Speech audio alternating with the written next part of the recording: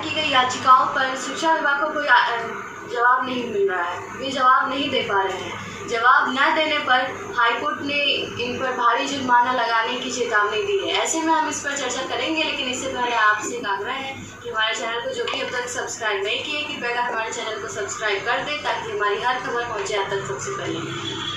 मामला क्या है? मामला इस पर हम लोग पहले भी बात किए थे और लोगों तक बताए थे, क्योंकि उस दिन तक हाई कोर्ट का ऑर्डर नहीं आ पाया था, इसलिए हम पूरी जानकारी नहीं दे पाए थे उस तरीके से जो ऑर्डर लिखा गया है। यह मामला नियोजित शिक्षकों को ग्रेच्युटी का लाभ देने से संबंधित मामला है।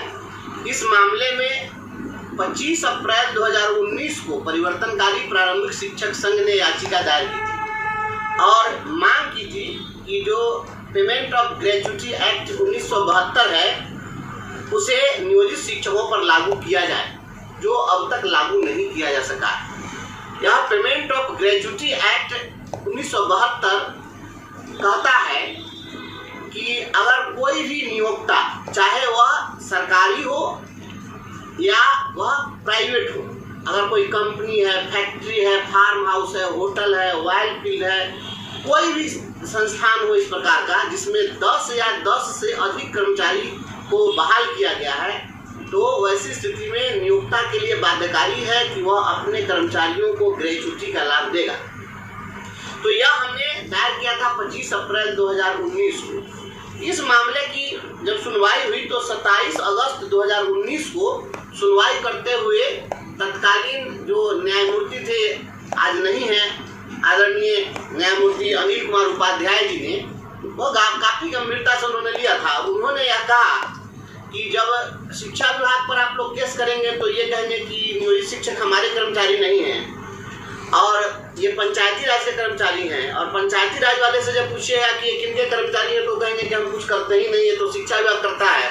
तो ऐसी स्थिति में हाई कोर्ट ने पंचायती राज विभाग को भी इसमें पार्टी बना दिया खुद से, और उसमें जो लिखा था कि learned council for the petitioner is permitted to implead principal secretary Panchayati Raj as party respondent number 4।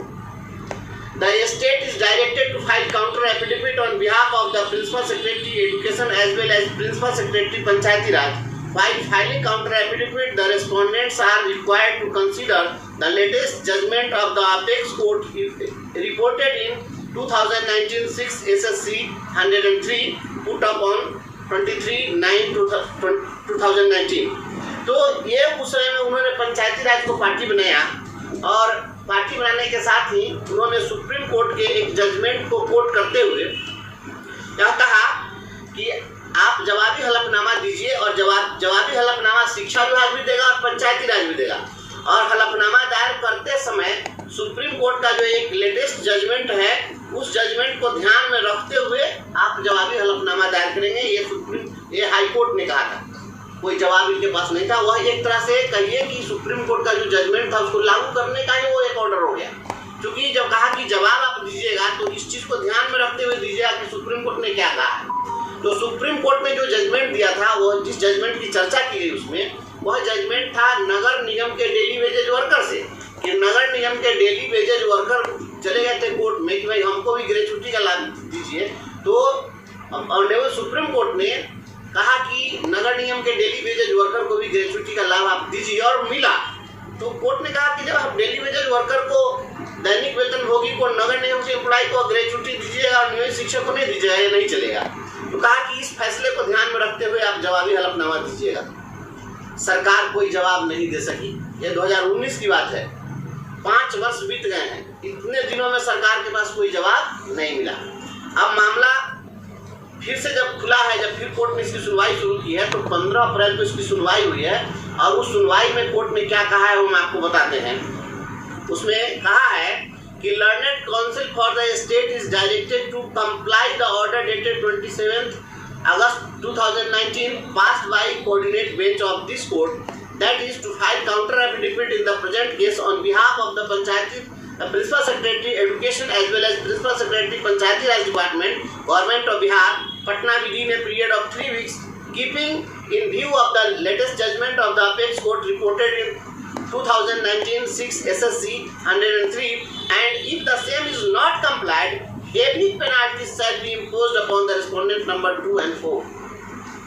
अब इसमें क्या है कि कोर्ट ने कहा है कि आप जवाब नहीं दे रहे हैं। सुप्रीम कोर्ट के उस जजमेंट के लाइट में जो आपको 2019 में कहा गया था कि आप जवाब दीजिए, तो आप कोई जवाब नहीं दे पा रहे हैं। वैसी स्थिति में आप फिर से कहा जा रहा है कि जो हाई कोर्ट ने जो आपको आदेश दिया था कि सुप्रीम कोर्ट के उस जजमेंट को कंप्लाई कीजिए, तो उसको कंप्लाई करते हुए और आप जवाब दीजिए, और नहीं तो पंचायती राज के प्रधान सचिव और शिक्षा विभाग के प्रधान सचिव दोनों पर हेवी जुर्माना लगाया जाएगा।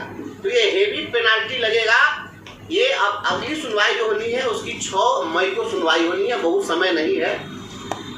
अब इसकी जब सुनवाई होगी तो इसके पहले इनको जाना पड़ेगा, तो ग्रेजुटी लागू करके इनको कोर्ट में जाना पड़ेगा, और नहीं तो उस दिन इनकी फर्जियत होनी तय है, और हो सकता है कि उस दिन पेनाल्टी इन पर लग जाए। ये कोर्ट काफी सख्त है इस मामले में, कह दिया है कि ये भी पेनाल्टी शैल बी इम्पोज्ड, तो भारी जुर्माना लगाने की बात की है। और अपने साथियों को हम बताना चाहते हैं कि जो the payment of gratuity act है, इस पेमेंट ऑफ ग्रेजुटी एक्ट को आप लोग गूगल से आप लोग सर्च करिए और उसका पढ़िएगा। इसमें सेक्शन 4A इसका जरूर पढ़िएगा। ग्रेजुटी की बात तो होगी ही, लेकिन ग्रेजुटी के साथ साथ सेक्शन 4A को जब पढ़ेंगे तो इसमें लिखा है, जरा आपको मैं सुना देता हूँ कि कंपलसरी इंश्योरेंस, मतलब कि जब ग्रेजुटी एक्ट लागू करेंगे तो ग्रेजुटी एक्ट केवल ग्रेजुटी की बात नहीं करता है, बल्कि यहाँ अनिवार्य बीमा की बात करता है। जो GLI होता रहा है कर्मचारियों को पहले से, समूह जीवन बीमा, वह जीवन बीमा का भी लाभ देना पड़ेगा। इसी ग्रेजुटी एक्ट में वह भी लिखा हुआ है। तो इसमें लिखा है सेक्शन 4A में compulsory insurance 1 with effect from such date as may be notified by the appropriate government in this behalf, every employer other than an employer or an establishment belonging to or under the control of the central government or a state government shall, subject to the provisions of subsection 2, obtain an insurance in the manner prescribed for his liability for payment towards the gratuity under this act from the Life Insurance Corporation of India established under the Life Insurance Corporation of India Act 1956, 31 of 1956 और any other prescribed insurer। मतलब कि life insurance के माध्यम से सभी कर्मचारियों को इनको ग्रेजुटी के साथ ही समूह जीवन बीमा का भी लाभ देना पड़ेगा, चाहे वह LIC से दे, चाहे दूसरा कोई ऐसी इंश्योरेंस कंपनी हो उसके माध्यम से दे। तो मतलब यह साफ है कि ग्रेजुटी एक्ट अब लागू होगा। और इस मामले में आपको हम बता दें कि पिछले दिनों जब बहस हुई है तो उस बहस में हमारी ओर से सीनियर एडवोकेट ने जो रख दिया है वहाँ पर कि सुप्रीम कोर्ट में एक और केस गया था। वह केस था, वह निजी विद्यालय एसोसिएशन के द्वारा उसमें केस किया गया था। वह था आपको independent school federation of India, उसके द्वारा एक केस किया गया था। यह 2022 में हुआ है कि जो प्राइवेट स्कूल वाले हैं उस स्कूल के टीचर को भी ग्रेजुटी का लाभ दिया जाए, और उस मामले में भी ऑनरेबल सुप्रीम कोर्ट ने आदेश दिया, क्योंकि आंगनबाड़ी सेविकाओं को भी ग्रेजुटी का लाभ देने का पहले से आदेश और प्रोविजन भी है। तो कहा कि आंगनबाड़ी सेविका सहायिका को आप ग्रेजुटी का लाभ दीजिएगा और शिक्षक को नहीं दीजिएगा, ये नहीं चलेगा। और यह ग्रेजुटी का लाभ जो मिलना है, यह ग्रेजुटी का लाभ आपके नियुक्ति के तिथि से मिलना है। इसमें ऐसा नहीं होगा कि ये आज से लागू करेंगे। अगर यह हाई कोर्ट ने अगर लागू करा दिया इसको, तो हमारी जितनी सेवा है पूरी सेवा इसमें काउंट होगी, और प्रत्येक 1 वर्ष के लिए 15 दिन की सैलरी जो हमारे रिटायरमेंट के डेट पर होगी, उस डेट के हिसाब से उसके दर से हमारा भुगतान होगा।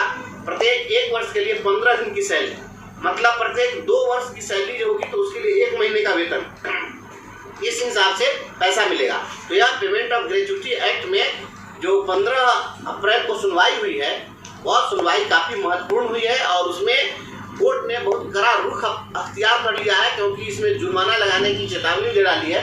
तो मुझे विश्वास है कि जब 6 मई को इसकी सुनवाई होगी उसके पहले ग्रेजुटी आपको मिल जाना चाहिए, या उस दिन निश्चित रूप से कड़ा आदेश पारित करेगा हाई कोर्ट, ऐसा हमें विश्वास है। और इसके साथ ही ग्रुप लाइफ इंश्योरेंस का भी लाभ मिल जाएगा। तो यह परिवर्तनकारी प्रारंभिक शिक्षक संघ के द्वारा न्यायालय में किया गया प्रयास यह सफलता की ओर। तो दोस्तों, आप लोगों ने स्पष्ट रूप से सुन लिया, यहाँ पर ये बात जो है बिल्कुल क्लियर कर दी गई है। यहाँ पे आप देख सकते हैं हमारे जो भाई हैं ब्रजवासी जी, उन्होंने स्पष्ट रूप से कहा है कि पटना हाई कोर्ट से ऐसे शिक्षकों के लिए बहुत अच्छी खबर है।